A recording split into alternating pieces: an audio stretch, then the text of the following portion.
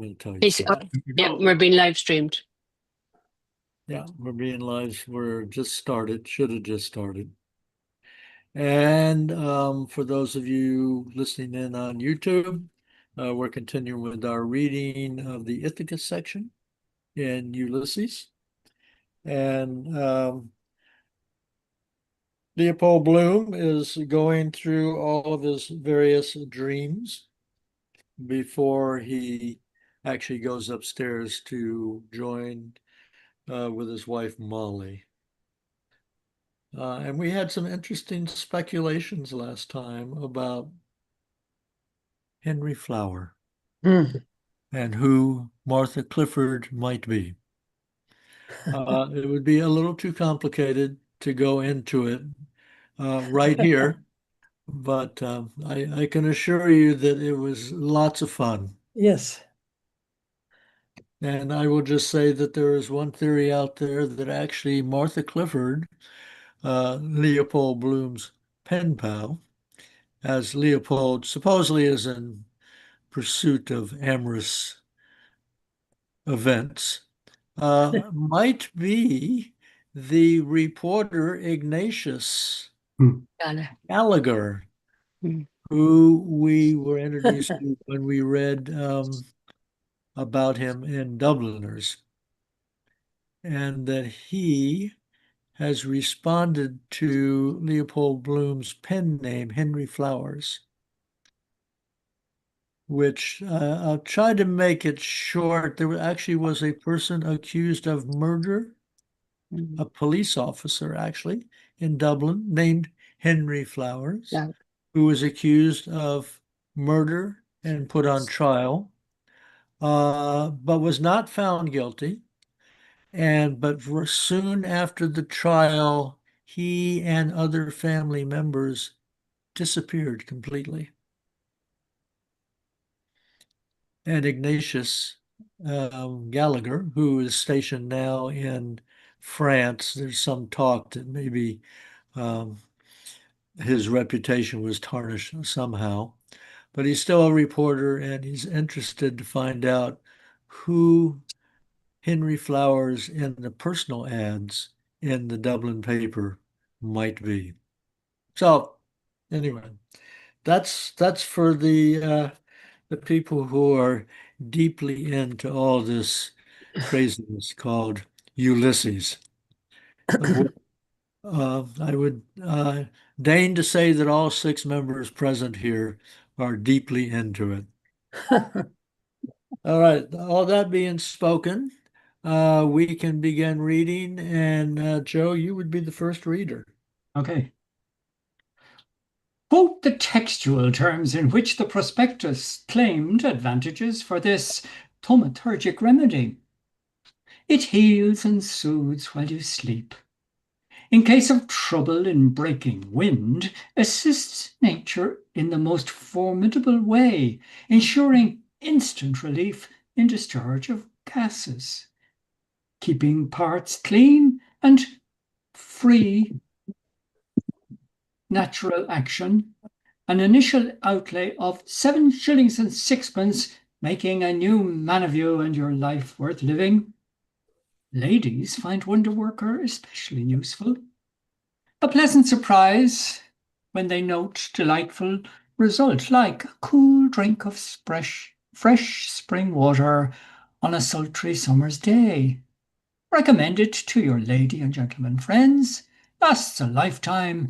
Insert long round end. Wonder Worker. Their testimonials, numerous.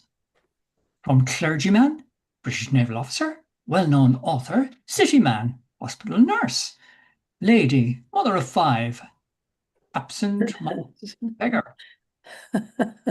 How did absent-minded beggars' concluding testimonial conclude? What a pity the government did not supply our men with wonder workers during the South African campaign. What a relief it would have been. What object did Bloom add to this collection of objects? A 4th typewritten letter received by Henry Flower. Let HFBLB From Martha Clifford, find MC. What pleasant reflection accompanied this action? But the reflection that, apart from the letter in question, his magnetic face, form, and address had been favourably received during the course of the preceding day by a wife, Mrs. Josephine Breen, born Josie Powell, a nurse, Miss Callan, Christian name unknown, a maid, Gertrude, Gertie, family name unknown, Katrina.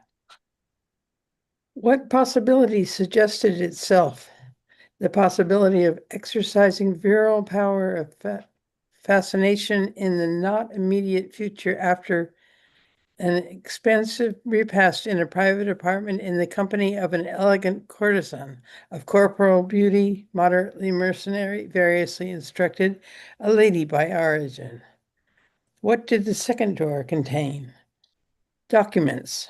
The birth certificate of Leopold Paula Bloom, an endowment assurance policy of £500 in the Scottish Widows Assurance Society, intestated Millicent Millie Bloom, coming into force at 25 years as with profit policy of £430, 462, 10 shillings, and £500 at 60 years of age, 65 or death, respectively, or with profit policy paid up of £2,099, 10 shillings, together with a cash payment of 133 pounds and 10 shillings, at option a bank passbook issued by the Ulster Bank College Green branch showing statement of AC for a half year ending 31st December 1903, balance in depositor's favor, 18 pounds, 14 shillings, right? It says it right there, sixpence. 14 and sixpence is written. It's written right there. Net personality certificate of possession of £900, Canadian, 4% inscribed, government stock free of stamp duty, dockets of the Catholic Cemeteries Glasnevin Committee, relative to a grave plot purchased, a local press cutting concerning change of name by deed poll.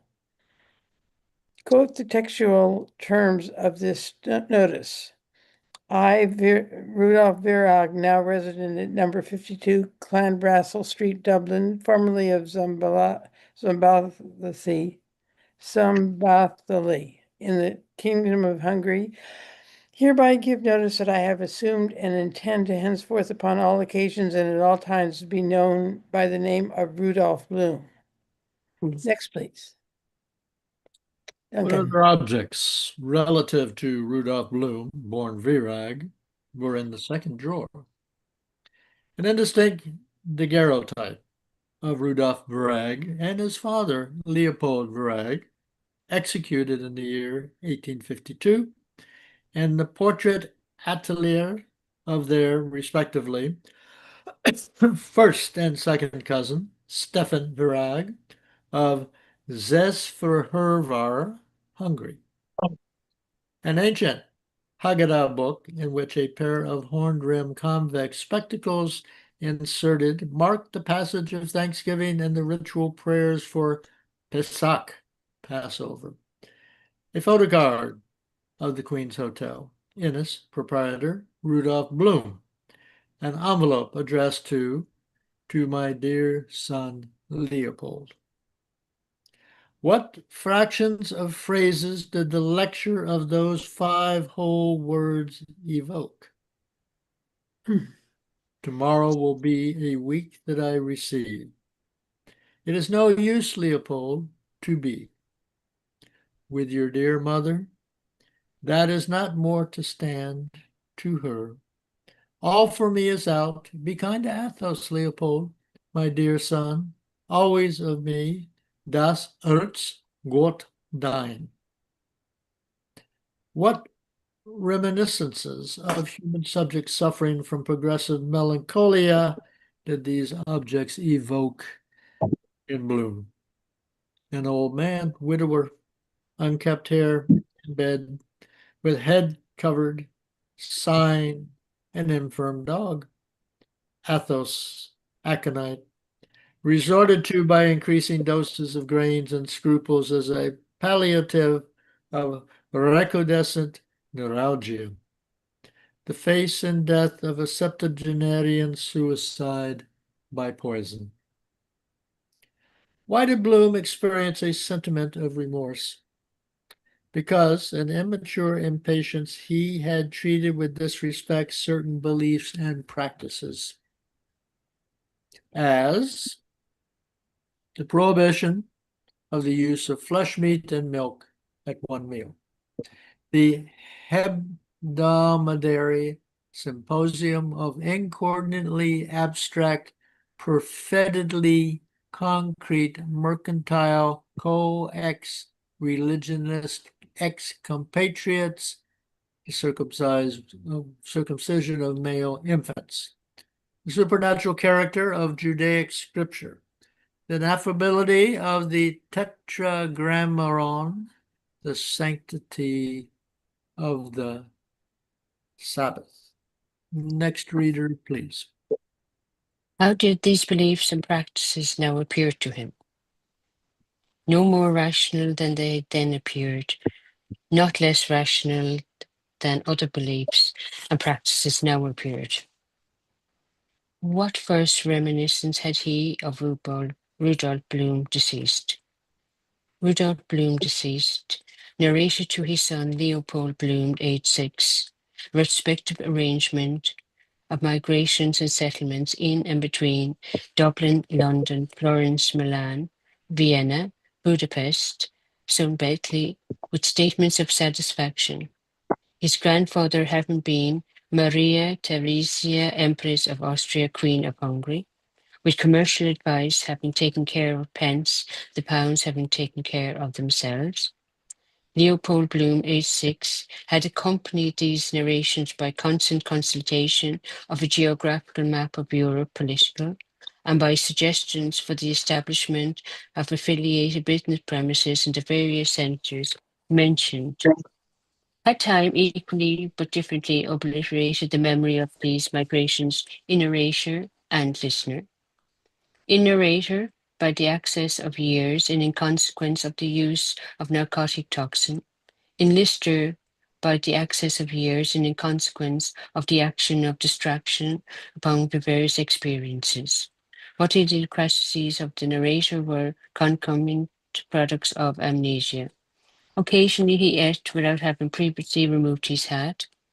Occasionally he drank voraciously the juice of gooseberry food from an inclined plate. Occasionally he removed from his lips the traces of food by means of a lacerated envelope or other assessment fragment of paper. Sylvia. What two phenomena of sense were more frequent?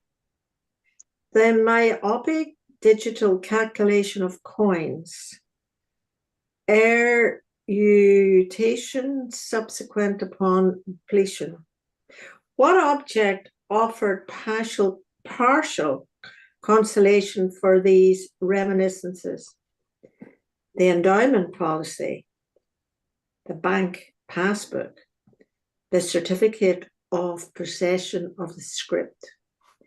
Reduce Bloom by cross multiplication of reverses of fortune, from which these supports protected him, and by the elimination of all positive values to a negligible, negative, irrational, unreal quantity. Successively in descending helotic order, poverty, that of the outdoor hawker of imitation jewelry, the done for the recovery of bad and doubtful debts, the poor rate and the deputy cess collector, can see, that of the fraudulent bankrupt with negligible assets paying a farthing in the pound, sandwich man, distributor of throwaways, nocturnal vagrant, insinuating sycophant, maimed sailor, blind stripling, superannuated bailiff's man, marfeast, lick plate, spoil sport, pick-thank, eccentric public laughingstock, seated on a bench of public park, under discarded perforated umbrella, destitution, the inmate of Old Man's House, Royal Hospital, Kenwanham, the inmate of Simpson's Hospital for reduced but respectable men permanently disabled by gout or want of sight, Nadir of Misery, the aged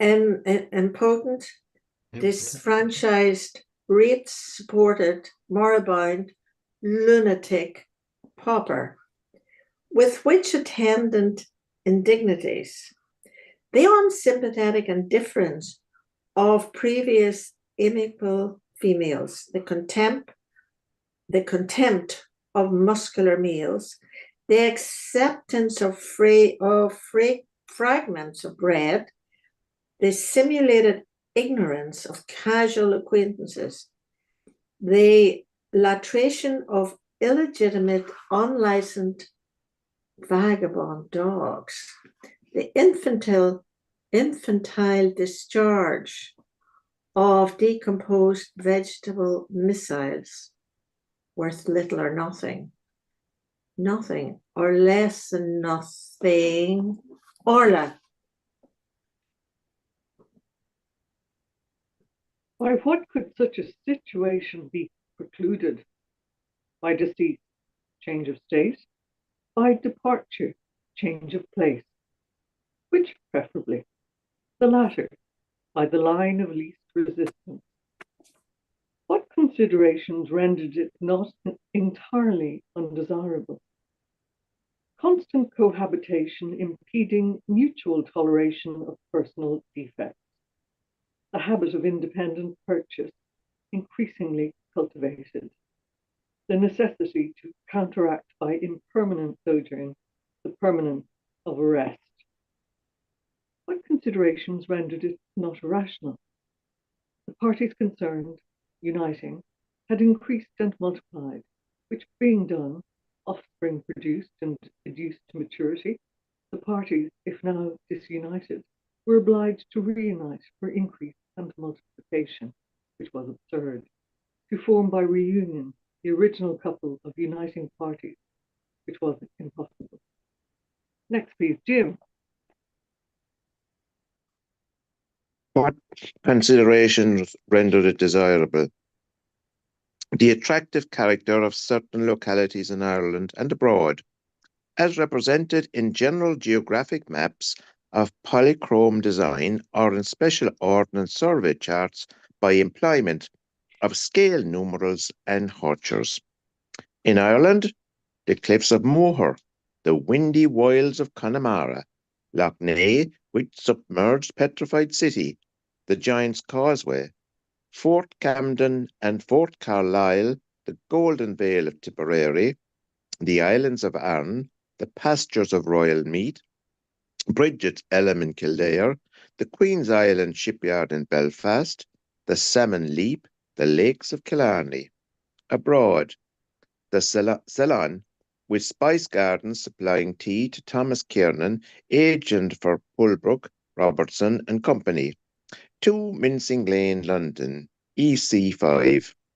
Dame Street, Dublin, Jerusalem, the holy city, with Mosque of Omar and Gate of Damascus, Goal of Aspiration.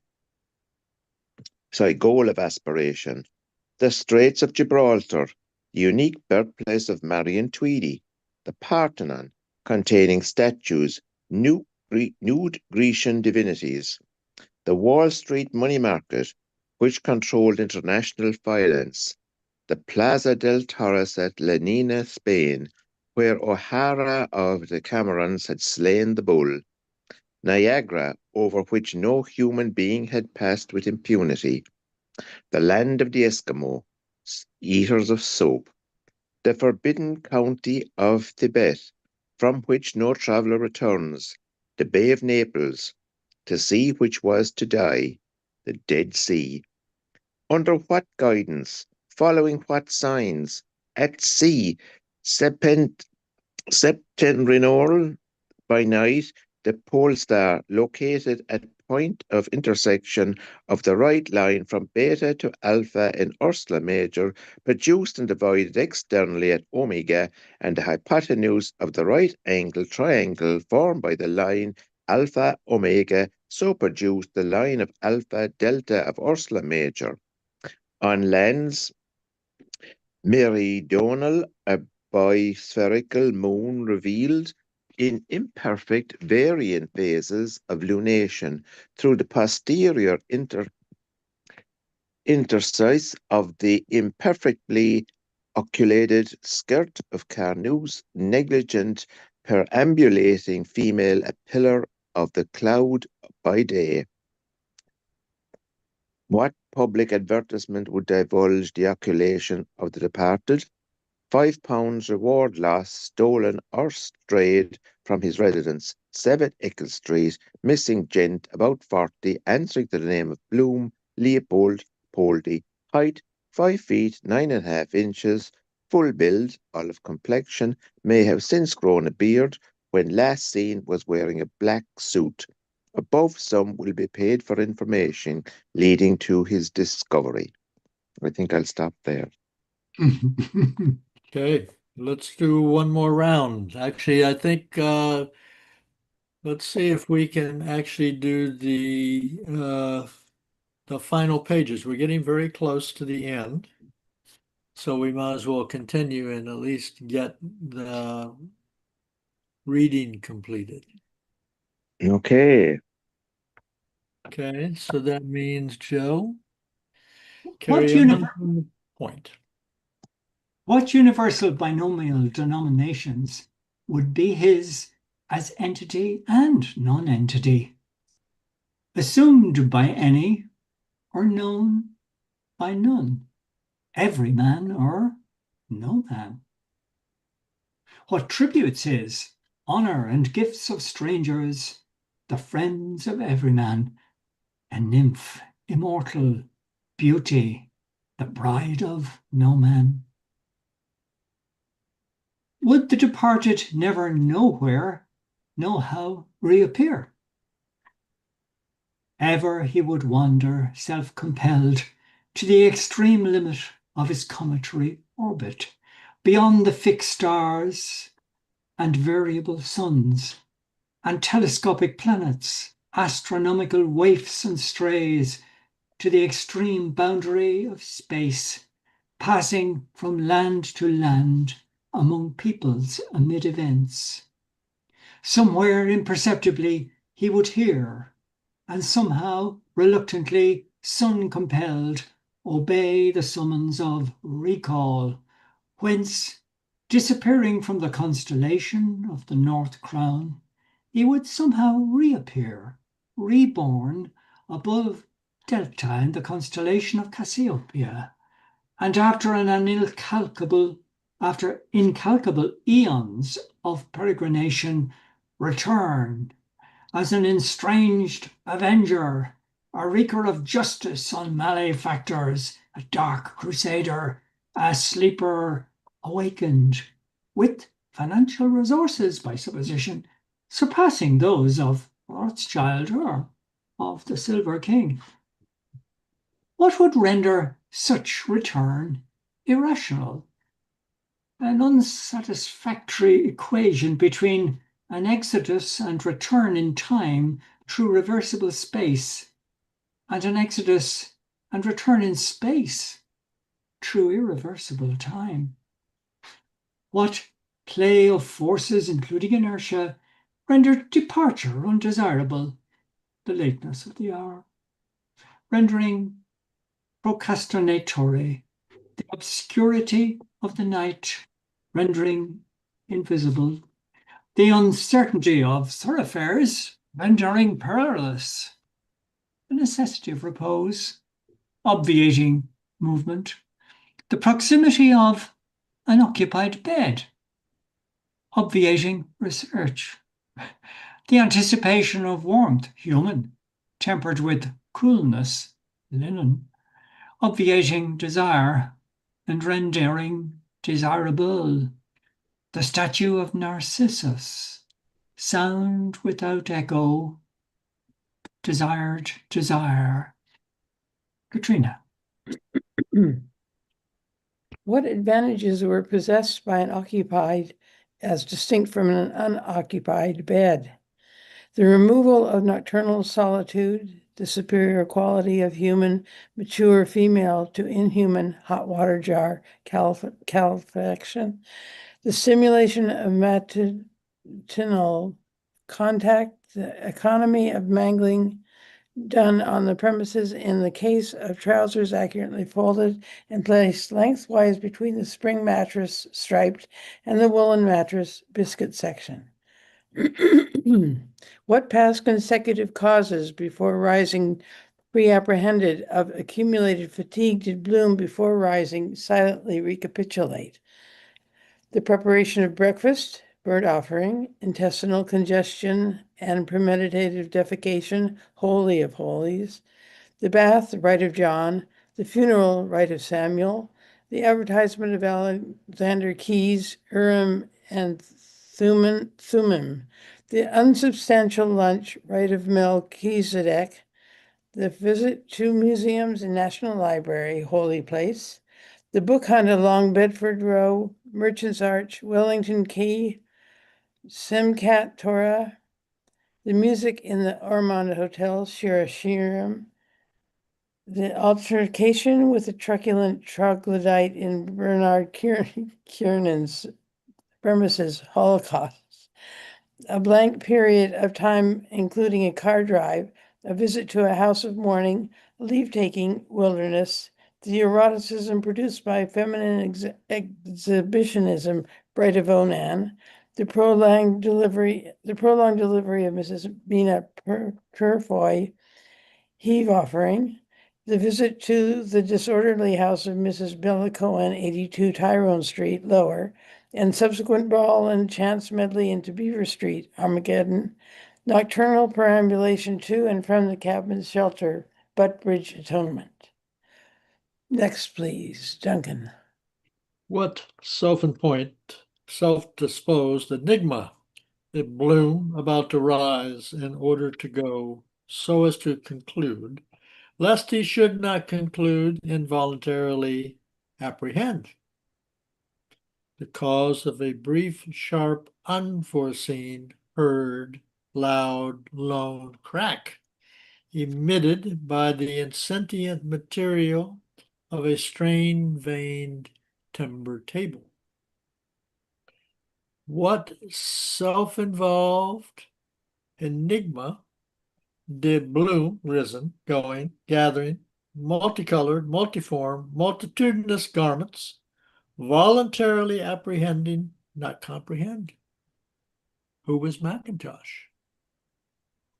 What self-evident enigma, pondered with desultory constancy during 30 years, did Bloom now, having effected natural obscurity by the extinction of artificial light, silently, suddenly comprehend? Where was Moses when the light went out, or when the candle went out? What imperfections in a perfect day did Bloom, walking silently, successively enumerate? A provisional failure to obtain renewal of an advertisement, to obtain a certain quantity of tea from Thomas Kernan, agent for Polbrook, Robertson and C., 5 Dame Street, Dublin, and 2 Mincing Lane, London, EC. To certify the presence or absence of posterior rectal orifice in the case of Hellenic female divinities. To obtain permission, gratuitous or paid, to the performance of Leah by Mrs. Banman Palmer at the Gaiety Theater, 46, 47, 48, 49, South King Street. What impression of an absent face did Bloom, arrested, silently recall? The face of her father, the late Major Brian Cooper Tweedy, Royal Dublin Fusiliers of Gibraltar and Rehoboth Dolphins Barn. Next reader, please. What recurrent impressions of the same were possible by this? Retreating at the terminus of the Great Northern Railway, Amiens Street, with constant uniform acceleration along parallel lines, meeting at infinity, if produced, along parallel lines, reproduced from infinity, with constant uniform retardation at the terminus of the Great Northern Railway, Amiens Street, returning.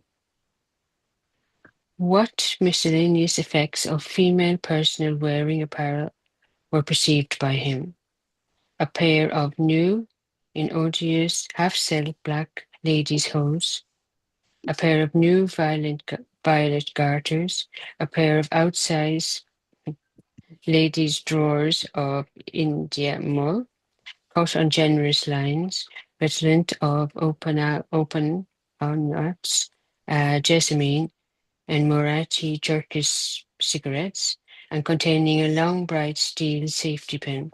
Folding curvilinear, a camisole of batiste with thin lace border, an accordion underskirt of blue silk moirette, of all these objects being disposed irregularly on the top of a rectangular trunk, quadruple battered, having capped corners with multicolored labels, initialed on its foreside in white lettering, BCT, Brian Cooper Tweedy. What impersonal objects were perceived? A commode, one leg fractured, totally covered by square crenitine cutting, apple design, on which rested a lady's black straw hat. Orange keyed ware, bought of Henry Price basket, fancy goods, chinaware and ironmongery, manufacturer, 21, 22, 23 Moore Street, disposed irregularly on the washstand and floor and consisting of basin, soap dish and bush tray. On the washstand together, pitcher and night article, on the floor separate. Bloom's axe. He deposited the articles of clothing on a chair, removed his remaining articles of clothing, took from beneath the bolster at the head of the bed a folded long white nightshirt, inserted his head and arms into the proper apertures of the nightshirt, removed a pillow from the head to the foot of the bed, prepared the bed linen accordingly, and entered the bed.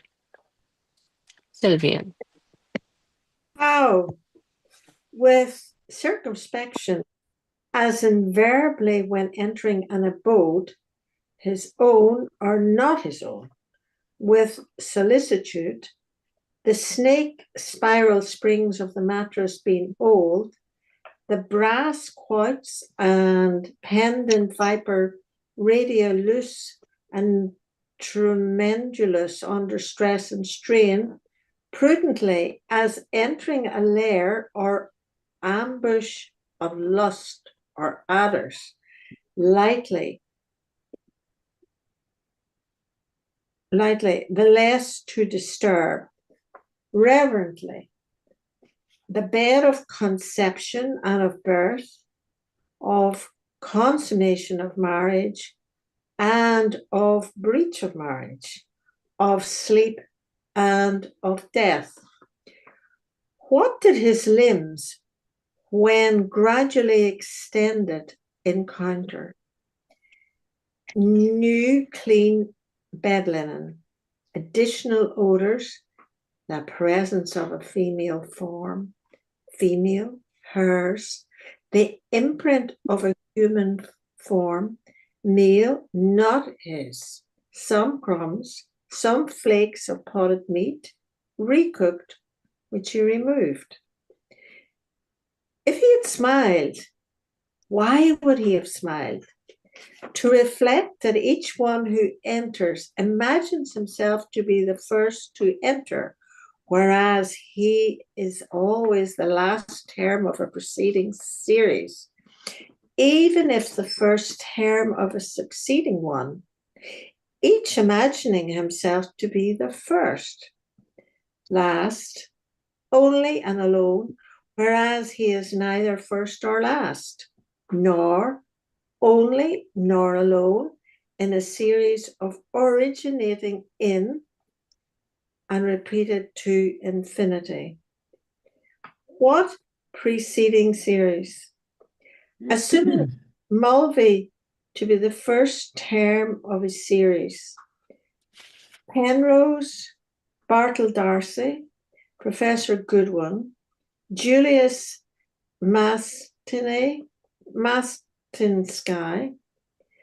John Henry Menton, Father Bernard Corrigan, a farmer at the Royal Dublin Society's horse show, Maggot O'Reilly, Matthew Dillon, Valentine Blake Dillon, the Lord Mayor of Dublin, Christopher Callanan, Lenehan, an Italian organ grinder, an unknown gentleman in the Gaiety Theatre, Benjamin Dollard, Simon Dedalus, Andrew Pisser Burke, Joseph Cuff, Wisdom Haley, Alderman John Hooper, Dr. Francis Brady, Father Sebastian of Mount Orgus, a boot black at the General Post Office, Hugh E. Blazes Boylan, and so each, and so on, to no last term. What were his reflections concerning the last member of this series and the late occupant of the bed? Reflections on his vigor, binder, corporal promotion, bill sticker, commercial ability, a baster, impressionability, a boaster. Orla. Why could the observer impressionability in addition to vigor, corporal proportion, and commercial ability? Because he had observed with augmenting frequency in the preceding members of the same series the same concupiscence inflammably transmitted first with alarm, then with understanding, then with desire, finally with fatigue, with alternating symptoms of episteme comprehension and apprehension. With what antagonistic sentiments were his subsequent reflections affected? Envy, jealousy, abnegation, equanimity. Envy of a bodily and mental male organism specially adapted for the superincumbent posture of energetic human copulation and energetic piston and cylinder movement necessary for the Come a little closer, Orla. for Come the a little complete closer to the microphone. okay. Necessary for the complete satisfaction of a constant but not acute concupiscence resident in a bodily and mental female organism, passive but not obtuse. I'm going to say next, please. And the other thing I'm going to ask is, how do you pronounce concupiscence? Concupiscence? Concupiscence. Concupiscence. I don't know. Perhaps we should take a survey. Concupiscence. Joe, how would you say it?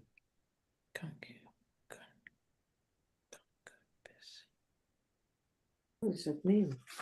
Concupiscence. Is that concupiscene? What word are we looking at? Concupiscence. Oh, Actually, okay. I look it up. I don't even know what it means. Oh, but there it is, concupiscence. And then it occurs, it comes up later too, and as concupiscence. Oh, no, it's twice there. Yeah, Concupiscence. Concupiscent. concupiscence. Concupiscence. Okay, Yeah. Jim, you're next. Sorry.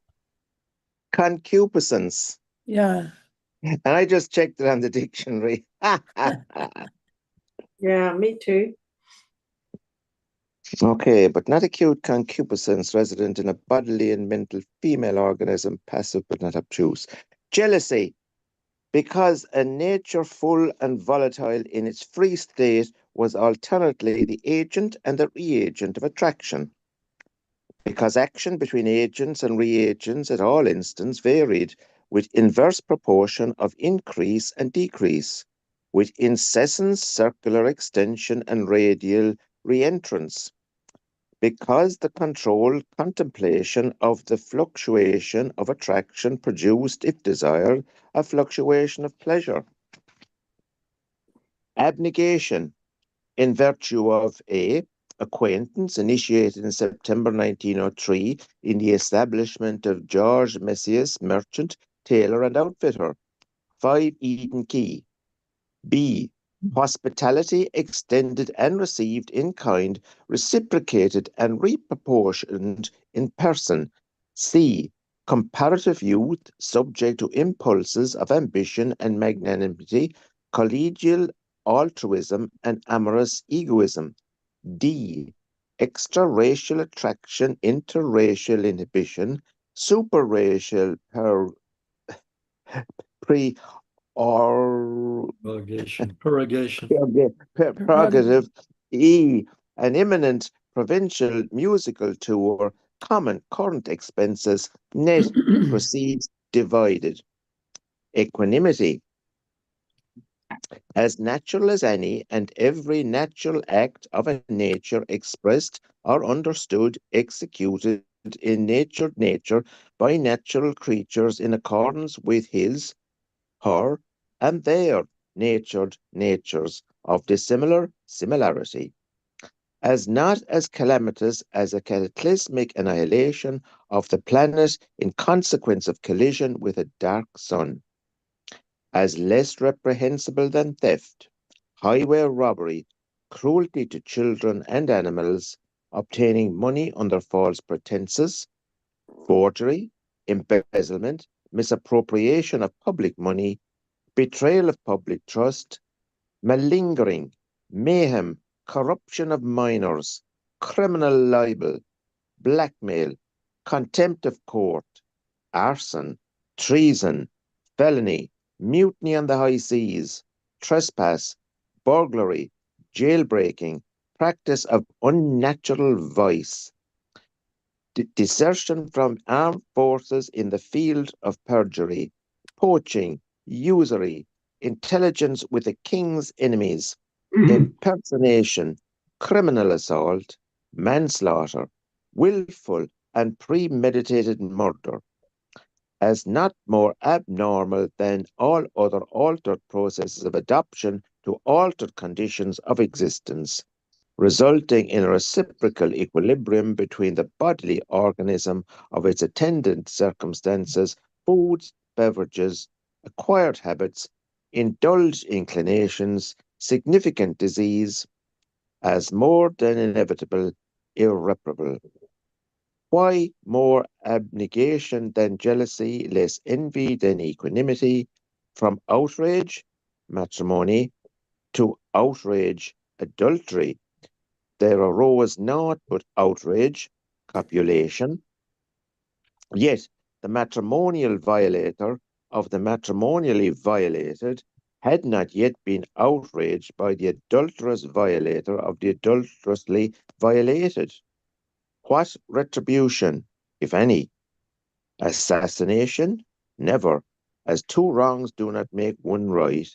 Duel by combat? No. Divorce? Not now. Exposure by mechanical artifice, automatic bed, or individual testimony, concealed ocular witness. Not yet. Suit for damages by legal influence or simulation of assault with evidence of injuries sustained. Self-inflicted. Not impossibly. If any, positively. Connivance. Introduction of emulation. Material, a preposterous rival agency of publicity.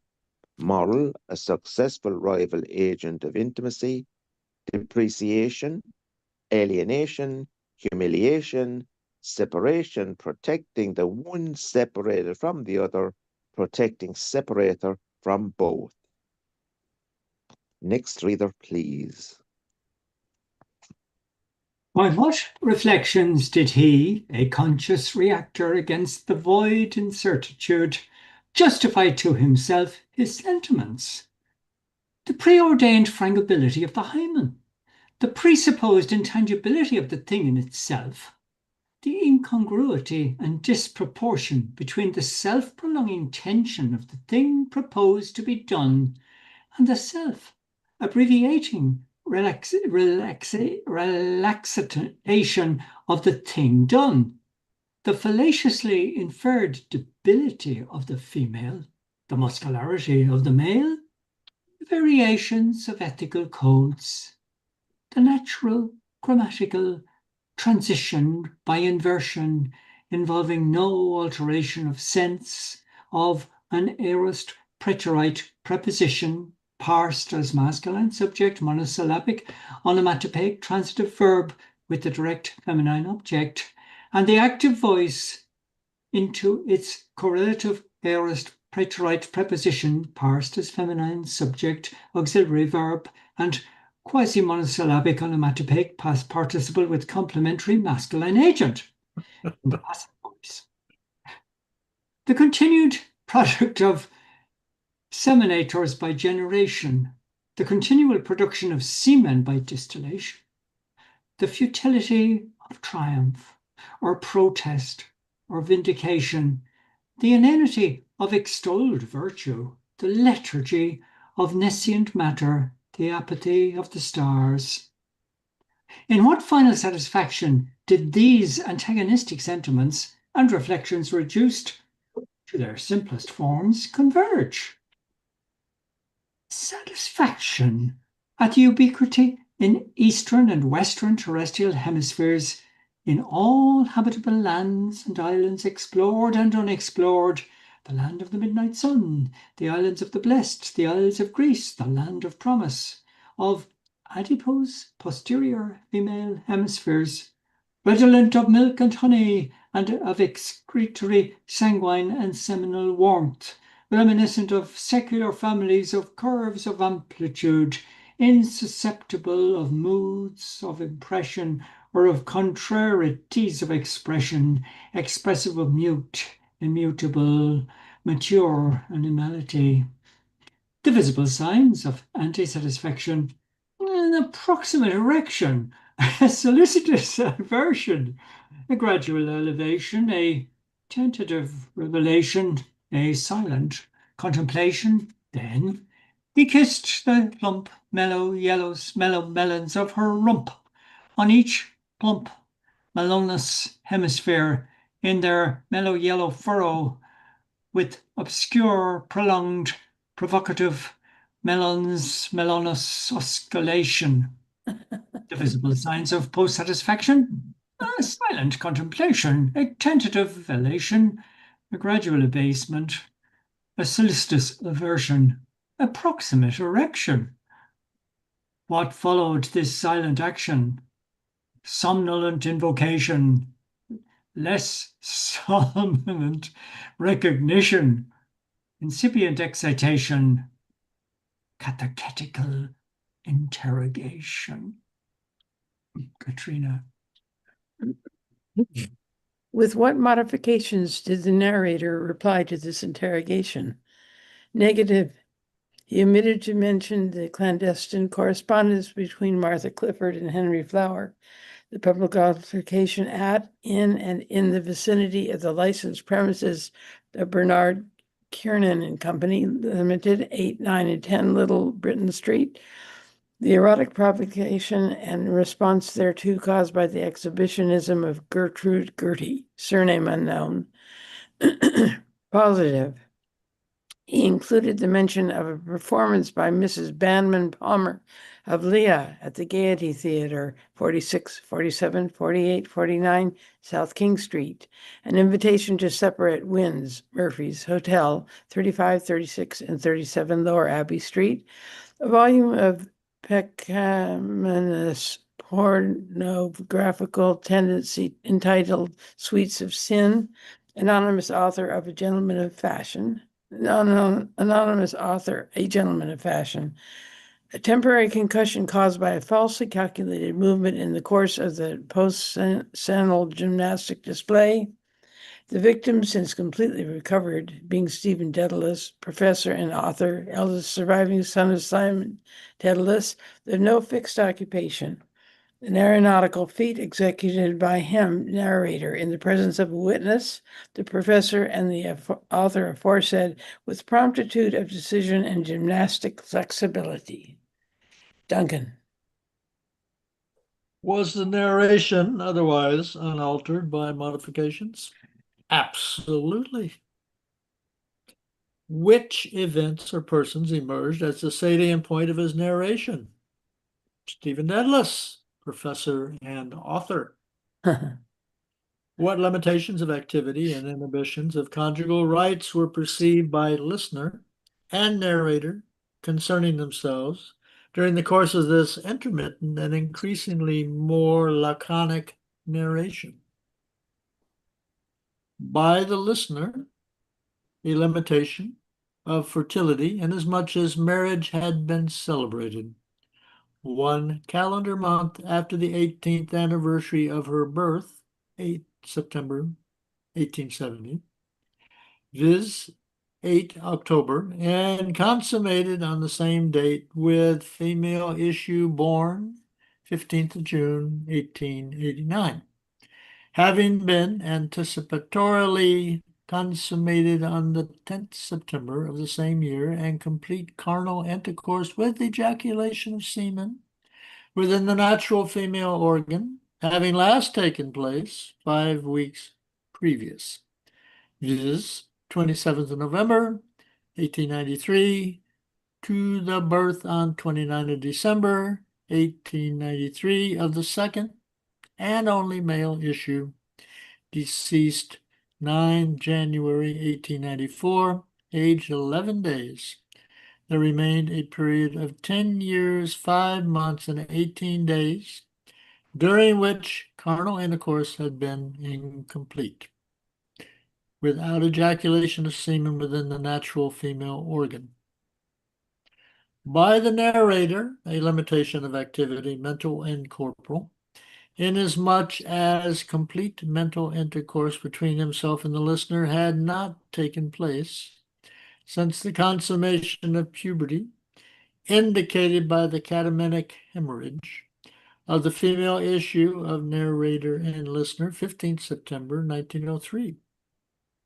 There remained a period of 9 months and 1 day, during which its consequence of a pre-established natural comprehension and incomprehension between the consummated female listener and issue, complete corporal liberty of action had been circumscribed. Next. Okay. How?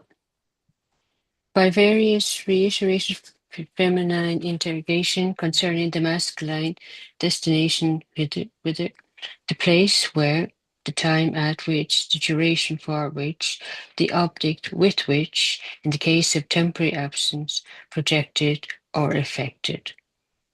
What moved visibly above the listener and the narrator's invisible thoughts? The upcast reflection of a lamp and shade, an inconstant series of concentric circles of varying graduations of light and shadow. Orla. Oh no, Sylvia. In what directions did the listener and narrator lie? Listener, southeast by east, Narrator, northwest by west, on the 53rd parallel of latitude, north, and the 6th meridian of longitude, west at an angle of 45 degrees to the terrestrial equator. In what state of rest or motion? At rest, relatively to themselves and to each other, in motion, being each and both carried westward, forward, and reward, respectively, by the proper perpetual motion of the earth through ever-changing tracks of never-changing space. Orla. In what posture? Listener reclined semilaterally, left hand under head, right leg extended in a straight line and resting on left leg, flexed, in the attitude of Gia Tellus, fulfilled, recumbent, big with seed. Narrator, reclined laterally, left, with right and left legs flexed, the index finger and thumb of the right hand resting on the bridge of the nose, in the attitude depicted on a snapshot photograph made by Percy Apjohn, the child man weary, the man child in the womb. Womb, weary. He rests, he has traveled. So Duncan, do you want to finish it? Oh, Jim. Oh, no. We have Jim. Jim. Oh, Jim, Okay. Jim. Thank you. Womb weary, he rests, he has travelled with Sinbad the sailor, and Tinbad the tailor, Jinbad the jailer, and Whinbad the whaler, and Ninbad the nailer, and Finbad the failer, and Binbad the baler, and Pinbad the paler, and Minbad the mailer, and Hinbad the hailer, and Rinbad the drailer, and Dinbad the caler, and Vinbad the quailer, and Linbad the yailer, and Zinbad the the paler, when going to dark bed where there was a square around Sinbad the sailor's rock oak egg, in the night of the bed of all the oaks of the rocks of darkened bed, the bright day layer. Where? Where? Dot.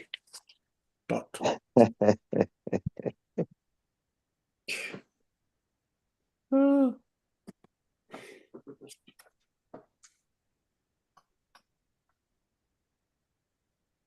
Yeah. He doesn't mention Ulysses. one more time. He doesn't mention Ulysses. So he's resting, he's weary, he has traveled. And they're all the examples of all the adventurers that he's similar to. But he doesn't mention the Odyssey. Mm-hmm. Or does he?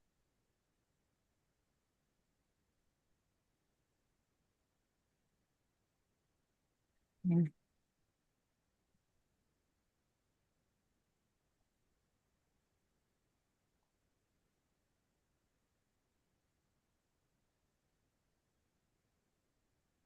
Well, here's an odd question. Mhm. Did Ulysses know he was Ulysses? No.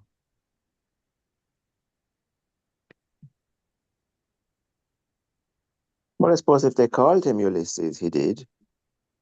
Did he answer to it? Oh, yeah, as a name, yes. Okay. So in that regard, but I mean, it's a curious question. I mean, does one actually know one's own story? Oh, Hmm. I see where you're going. Hmm.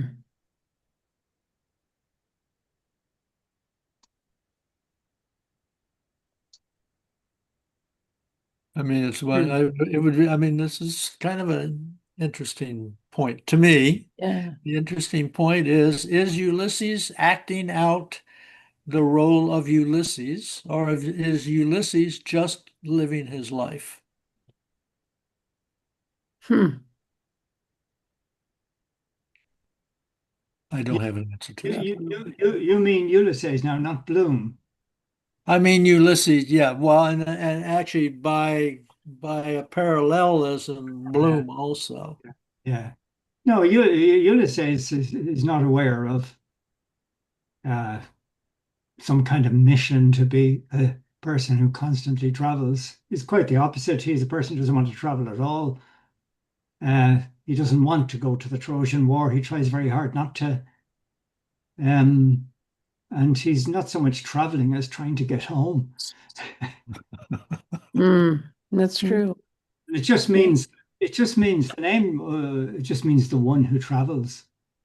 Odysseus. The translation of the name Ulysses means Yeah, one who yeah. travels. That odd. The ODO survives Odyssey, yeah. in our English odometer, the instrument for measuring a journey. Your car, the mileometer is the odometer. It's like Odysseus. It just means the man who travels. That's why Bloom can be an Odysseus, because he is a commercial traveler. Yeah. Moves around traveling to Mhm, customers. mhm. But I would think no. I wouldn't say there's no indication there that he suffers from some sort of wanderlust or is aware of some mission. He's all the time. Yeah, actually, I guess one could actually make the argument that I mean, this is a very unusual event in Leopold Bloom's life to be out this late. So it seems to me Yeah. that his normal day, I don't know, is there such a thing? I'm sure there was a normal day for Leopold Bloom, but he is deliberately avoiding going Yeah. home. Oh, yeah. Yeah. And everything that we're reading today, even when he's in his house, he is struggling to put things in perspective. Yeah. At least that's how it comes across to me. That he's constantly trying to widen the field of vision. Yeah. Yeah. Yeah. Yeah. That's right. He's like what's going on here is not really as serious as the Earth being in collision with a dark Yeah, sun. right, Not really right. serious. Yeah, he works very hard to keep on. To minimize the situation around him.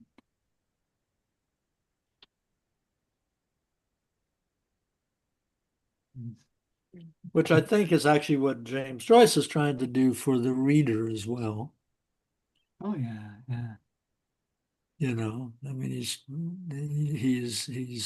all these arguments that Bloom is using on himself, Joyce is using on the reader. So it seems to me.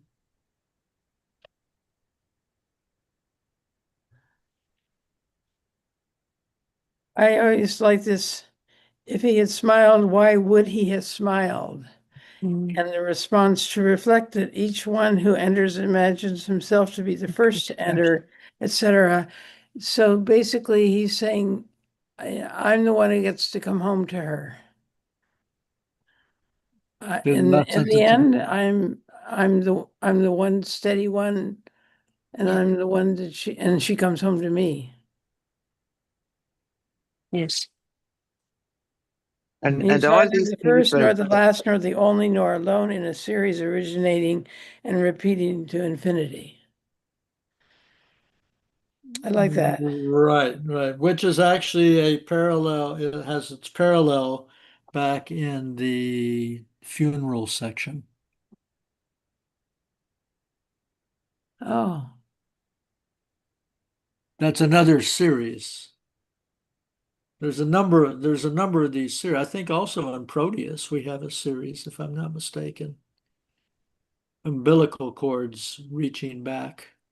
Oh, yes, yes. Oh. And after Dignam has been buried, Bloom is having this meditation of series Yeah. of people, who've died throughout history, et cetera, et cetera.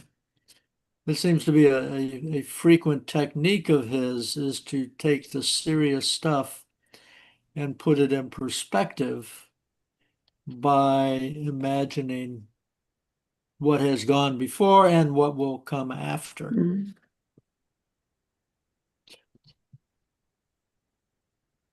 Is this series of lovers have any Absolutely. validity at all, or is Mm. this No. Bloom No. going hog wild? That was the question I was about to ask. Yeah. Yeah. Yeah, there's yeah, yeah. I used to regard it almost as humor that Bloom was laughing at Yeah. and there's a few things about it. The first is that some people call that the slaughter of the suitors. Okay. Oh. Okay. Very Oh, good. yeah. And Yeah. These are all the ones that have come and gone. yeah, yeah, and he's drawn the bow. You know, the Mm. bow's rational, Huh. rational. Exactly. And that's what Katrina was saying there. So, because he's the one that's left. He's yeah. Mhm. So it also echoes the Okay. scene of the slaughter in Odysseus Mm. very closely because the the slaughter starts with the bow and Antoninus is the first to be Mm. killed. He's the leader of the suitors and guys hide behind tables. They turn tables around and so on. And when he runs out of arrows, Odysseus takes a spear and goes around killing. Like there's 108 of these guys. Mm. Huh. Hmm. Some of them fight and some of them don't. And some of them begin to argue with him, saying, I was doing nothing. I just here for the food, and he kills them all with one exception. The only guy he lets go is the fella who says he's the bard. And he says, they made me come. I was Huh. threatened that I had to provide the music. So it's like those B movies you see as a child where, there's a big shootout in a Mm. criminal speakeasy, and the guy playing the piano just keeps playing the piano. Yeah, don't shoot the piano player. Oh, don't shoot the Mm. piano player. Yeah. And he plays loud music all the time. And all this sort of stuff. And of course the bard singing that is himself a bard. Mhm. And Odysseus tells him to get out while the going is good. Mhm. And he lets him out. They open the door for him and he's the only guy who escapes is the equivalent of the guy singing the Huh. song. That's, Mm. that's Hmm. there. And I wonder if that is not, I mean, the idea of a vast slaughter like that must require a huge distortion of your personal emotions to do it, to be that Yeah. angry. Yeah.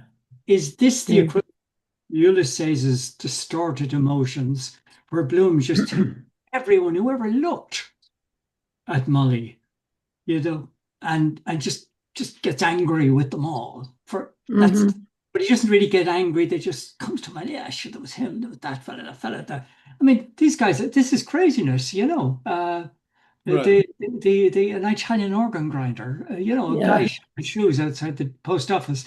But these are all people John Henry mentioned. Well, we know he was beaten at the game of bowls. Mm. So he might have something there. But what's really interesting is the one predecessor he definitely has is not on the list.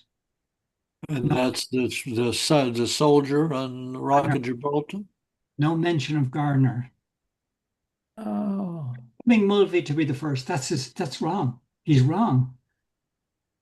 A man never really knows the full history of his wife. She Okay, yeah, because he says what has preceding a series, lock. assuming Mulvey to be the first term of his series. Yeah, where it's Garner. And she has a whole part of her heart locked away. And it's for when we see when she it's interesting to note when she remembers Gardner, she doesn't just now she can't remember Mulvey's name. She said, "What was this Mulvey? What was his first name? Was he Paddy or Okay, John?" okay. So this is a little bit of a parallelism with the dead. Hmm. In that scene in Yes, the bed Exactly. when the wife is talking about her long lost yeah, um, Michael, lover who Exactly. died in the snow yeah, through Mhm. Mm, exposure. Michael Fury, yeah, and exactly. Fury, who her husband did not know about and for Greta who knows says, how Mm, long. yeah, mm, all part of her heart locked securely, and she opens it that night, you know, in that sort of moment of communication. But when Polly remembers Gardner, she doesn't just remember; she remembers his Christian name, you know, it's and his rank and everything, and the regiment he belongs to, without having to think about it. Mhm. So it's just kind of, as you said last week, there's no end to the depth in this stuff. mm, Just exactly. Can I go east for a moment? Last night or the night before in Finnegan's Wake, something came up about Finn's Hotel, and I can't remember the page. I think it's four something, and there's something about redress. And what they were talking about was that Joyce was remembering he wanted redress for someone had insinuated to him that Nora Barnacle had gone out with someone else. mm. Mhm. Mhm. Now, what was that occasion? Can anyone tell me? And Oh, Joyce, if you might know. Well, gosh. Yeah, I don't remember all the names. that happens in that's all goes around Seven Eccles Street. What's the name of the guy? John Byrne. Burn, yeah. Byrne John was, Burns the buddy and Cosgrave is the snake yes, in the grass, right? yeah. Yeah. Brave is the character, and John Byrne up in Eccles Street. Bloom or Joyce is saying he's had it with Molly with Nora, and John Byrne says to him, "Have a bit of sense. Cosgrave is an idiot. He's a mouth." And he talks him out of breaking off with Nora. That's Mhm. right. Cosgrave had fed him a lie, you Mm. know. Uh, Hadn't Cosgrave to yeah, collect her to bring her to some concert that Joyce was playing at, and then he insinuated years later that they had some yeah, kind of an affair. yeah. That I think he I don't know about years later, but he certainly did it in the moment of before Nora But and I thought Molly was in, like, it was after they had left Ireland, and that Joyce wrote letters saying that he can't believe that she behaved in such a way. It was all over, and then he writes her another letter saying he's sorry. yeah. There's that. He was wrong, and that's why he used Seven Eccles Street, because that's where Byrne lived. Yeah, Well, this is I yeah. haven't got the timing. I'd have to look it up in the Yeah, timing. it's something like that. Anyway. I think you have it right, but that's essentially the story that Because the it's page Cosgrave and Nora's name. sorry, it's page 514 in Finnegan's Wake, Yeah, and it's line from line 15. Yes, and I saw a sign of him. If you could scrape out his acquaintance, name or address him, and we'll call it a night. And then it says Finn's Hotel. Sorry, I've gone off. No, it's perfectly fine. But I mean, Joyce put himself in a pickle. Mm. You know, the very thing that attracted him to Nora is the very thing that made him suspicious of her. Mm. And he had to deal with that. I mean, at least as reported, when James Joyce and Nora Barnacle got together, the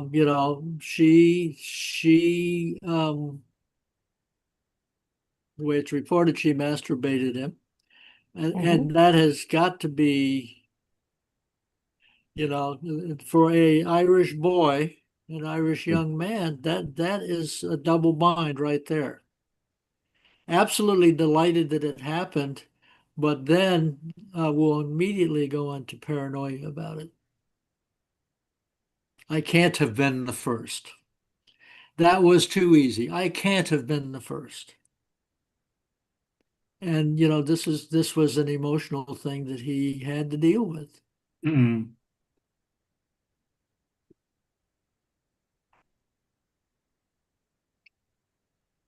And I guess one could make the argument, I don't know how valid it is, that a lot of this whole thing and the Ithaca is James Joyce, the writer, arguing with James Joyce, the person, of why he shouldn't let that bother him.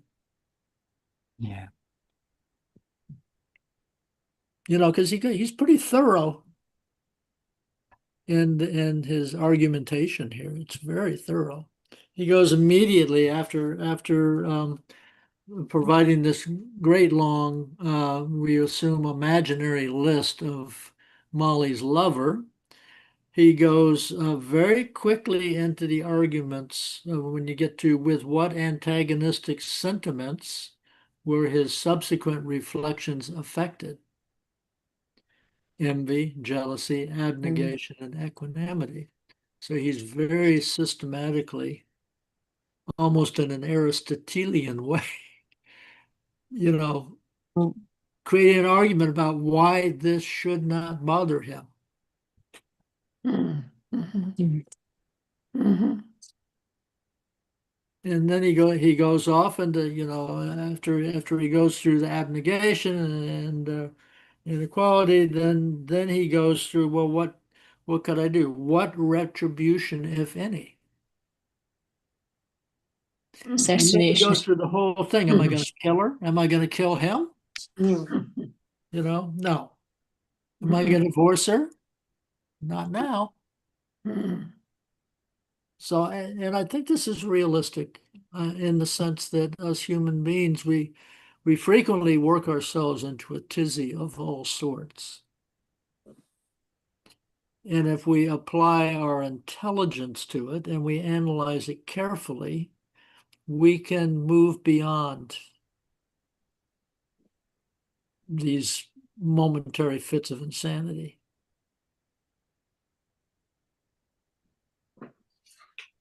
Anyway, that's how it feels to me he's Leopold Bloom, and i.e., James Joyce via Leopold Bloom is going through all of the arguments. He's doing it from the purely philosophical thing and the emotional thing, and then he goes into planets and all kinds of stuff. And he's basically arguing with himself, don't go nuts. Yeah. Put it in perspective. Yeah. I've been kind of looking it up quickly, and Vincent Cosgrave's allegation was that Nora Barnacle had gone on walks with him by the river at night soon after she met Joyce. Mm-hmm. So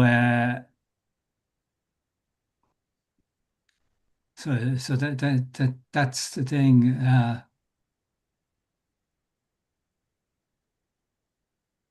That was the allegation, gone on walks with him. So, don't know. Yeah. So, I mean, James Joyce being a sensitive fellow, he had to deal with with these things, even if they were totally imaginary. He still had to deal with them. He couldn't just slough them off. And Cosgrave had been in Belvedere College with Joyce. That's where they knew each other from. And he makes Cosgrave into Lynch. The guy who abandoned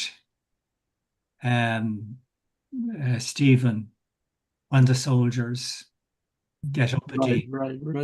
But I mean, Lynch is also during his college days, his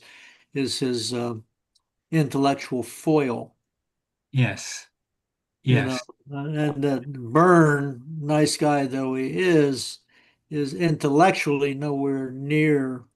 yeah. You know, Byrne is more solid in the emotional department, but And is not an intellectual, and is not a, you know, he's not a talented student of Latin and all that stuff. Stephen has just that thought, Judas Iscariot or Judas. You just that one word comes into Stephen's head while they're Judas. in the house, and of course he has got he seems to be being the what's the name of that? I can't remember the name of the prostitute he's with. He Oh, seems having her as a girlfriend. yeah, I'm going to say Flora, but I don't. I can't remember the Kitty. Kitty, yeah, yeah. Kitty has been out in a field and with him somewhere like Clontarf or Donnybrook or somewhere. Mhm. So he's kind of like his girlfriend. He writes as a prostitute, basically. You know, it's a sort of counterattack. But yeah. It's always, you know, kind of these things. These things. Joyce was playing on his mind even years later, apparently. But also he's writing in a lot of the kind of free love theories that were common in artistic circles. And Oh, well, yeah, I assume you're referring to his play. well, the play kind of. I'm in the process of changing my mind about his play, so I'm not sure what I think. But you know, like he was kind of encouraging Nora at one stage to go with other men, Mhm. Mm. and because Nora complains to Frank Budgeon about it, she doesn't complain. She just says like, "You want happy to go with other men." Nonsense, you know, like.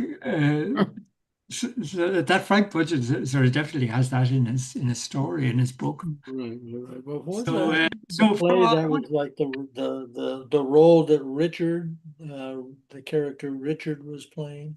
yeah, yeah, You know, and it was a purely intellectual, it was pretty cold-blooded intellectual exercise, yeah.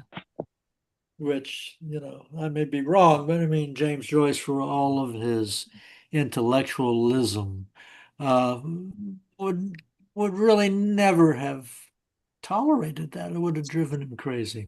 Oh, he might fantasize about it, but he couldn't handle it. Yeah. He could not emotionally handle it at all. Yeah, yeah. Well, this is why I think I end up liking Bloom even more by the end of this chapter. Oh, yeah, yeah. Me too. I every time I read this, I like Bloom more and more. Yeah. Yeah. False.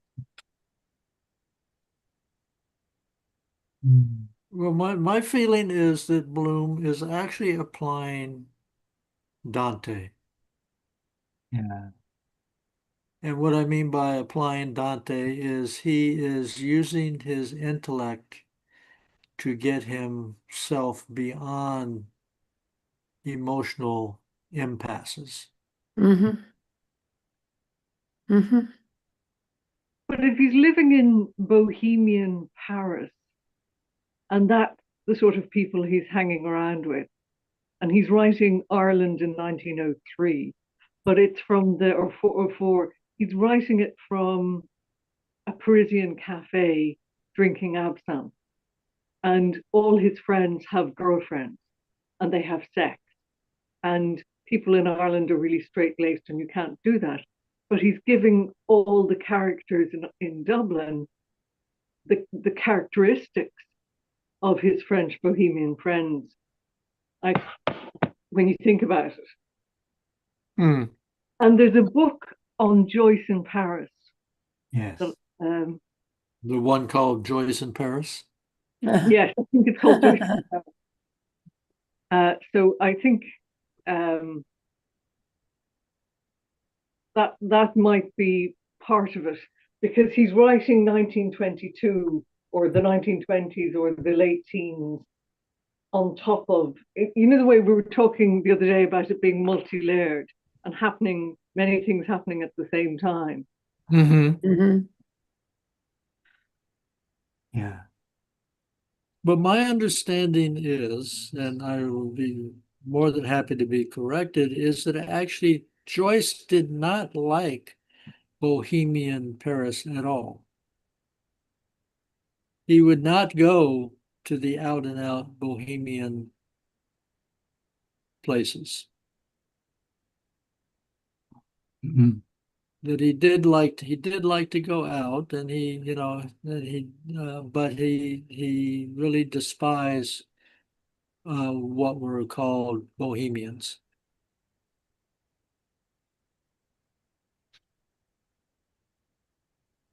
Was Mhm. Harriet Weaver a Bohemian? Would you say, Was, Laura? was Harriet Weaver a Bohemian? Oh no. No. No, she was very No. conservative. Yeah. Yeah. Yeah. Harriet is really one of the truly unique characters Yeah. in Joyce's history. Yeah. She appears never to have had a boyfriend. Mm. And it wasn't because she had girlfriends. She just, no one ever, it's in her writings about her that she never once kind of went to her girlfriends and said, "Oh gosh, I really like that guy over there." There was no moment of romance in her at all. She No. was really socially aware with the great, I call her the best type of English person, and Protestant, upright in all her ways. So Didn't she write to Joyce one time asking about did he drink? Because somebody told her that he drank a lot, or he might have dined out a lot on her money. I There think is something about that in one of the pundits books. all right. No, don't do anything. But is Well, that not a bit like the Yates sisters? And it's like they were women of a certain age. If they got married, they were going to have to be the property of their husbands. Yeah. All their money would go to them, and they'd just have to have babies and sit at home the whole time. So what they wanted was a certain level of independence. Yeah. Oh yeah. That's what's her name? A room of her own and a salary. Virginia Oh, Woolf. Virginia Woolf. Yeah, so there's Virginia Woolf, there's Dora Marston, and Mm. of course there's Harriet Weaver, and there is the simple fact that the history of feminism during this time was incredibly militant. Yeah. Mm. But I mean, we're talking Harriet Weaver serious. did have independence. She did what she wanted to do with her money. She was She lucky gave him enough the to. equivalent of $1 million or more. Yeah, Oh she yeah. had tons of money, so no one, Mm. no one could tell her what to do. Yeah. And Mm. as far as I can tell, she was a very strong-willed, though, from my point of view, Mm. quite straight-laced lady. Yeah. Mm. Yeah. I'm waiting, just having enough time to read enough, but Yeah. I'm still waiting for that book, dear Miss Weaver. And Uh-huh. I find her gorgeous. I think she's lovely. And a lot of it is quoted from her correspondence with different people. Uh, Mhm. What's it uh, called, Joe? dear Please, Weaver. Dear dear Miss Miss Weaver. Weaver. Yeah, yeah, yeah. And let me actually, we're 6 minutes over time, but I do want to remind everybody that you can buy the complete works of James Joyce Right. in digital form via Amazon, and it has all of his letters in it. Yeah. It not only has his works, it has all of his letters and all of his, I think all of his letters to Harriet Weaver. Yeah. And, I think it cost me maybe a little over €1. for the Yeah. whole kid and Problem caboodle. is that you get all of his letters, you know, whereas in the book they've been edited, you know, and they're presented to points. Whereas if you're to read all his correspondence, it's going to take you a long while. But that book is out of print. But if you try Abe Books, you know, those sort of companies, ABE Books, you'll get a good second-hand one. That's what I got. It's printed in 1974, I think, sometime like that. Are we talking about the letters, or are we talking Yeah, about? no, Dearest Weaver. Sorry, I'm Dear quick. Miss Weaver. Yeah, I have a copy of it. I cannot say that I've read it thoroughly. And it's in some box somewhere. Maybe I'll get around to it one of these days. What you made, Duncan, about it was that it's searchable. So if you wanted to find Find it. alcohol or something, you know. Yeah. The whole that Kindle version is very There searchable. there she is. And Yeah, Dear Miss Weaver. she was Dearest really Weaver. underneath her. Do you see underneath? There's Joyce's writing. Dear Miss. Uh-huh. Miss Weaver. Ah, that's brilliant.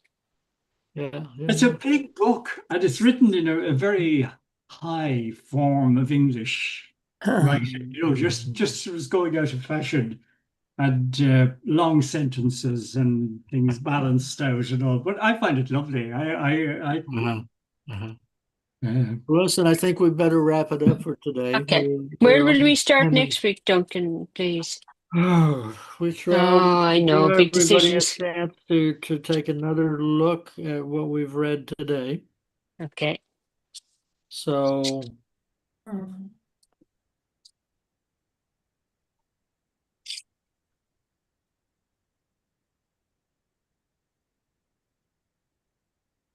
I don't know, tell me.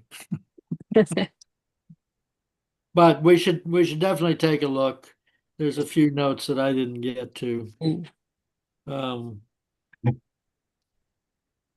And I really would like to talk a little bit more about these umbilical cord type things that keep on popping up in Joyce. You know, for birth, we have it for birth, we have it for death, we have it for, love affairs, there's all this stuff. And also his constant tendency to, when he's dealing with them, emotional or metaphysical problems, to kind of expand the viewpoint, to go up to higher levels and look at it from a wider perspective. Anyway, we'll gather together. We'll have an opportunity to talk a little bit about. Here, I can actually, can I do that?